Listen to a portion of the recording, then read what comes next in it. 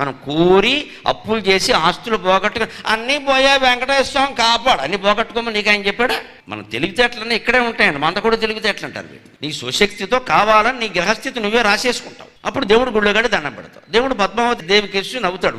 వాడు బ్యాకాడాడు, వాడు ఈఎంఐలు కట్టాడు, వాడిని బూడిగుండు చేసుకోమని నేను అన్నాను. ఇప్పుడు నా దగ్గరకు వచ్చి అడుగుతున్నాను, నేను ఎక్కడి నుంచి ఇవ్వాలి? నేనే కుబేరుడికి బాకీ ఉన్నాను, వడ్డీ కడుతున్నాను, అప్పు తీర్చలేదు. ఇంకా దేవుడు నేను తెలివి తక్కువడండి. నిజంగా మనం ధర్మంగా ఉన్నప్పటికీ లేదా అనుకోకుండా ఏదైనా పరిస్థితుల్లో మనం కోల్పోతే ఏదో ఒకటి ధర్మమే చేస్తాం, ఒక్కోసారి పోతుంది. నేను ధర్మమే చేశాను తండ్రి, ఎందుకు ఇలా జరిగింది అని అడిగితే ప్రతి భక్తుడికి, ప్రతి మనిషికి, ప్రతి జీవికి జవాబు చెప్పడానికి భగవంతుడు సిద్ధంగా ఉన్నాడమ్మా. అనుమానం ఏమీ లేదమ్మా.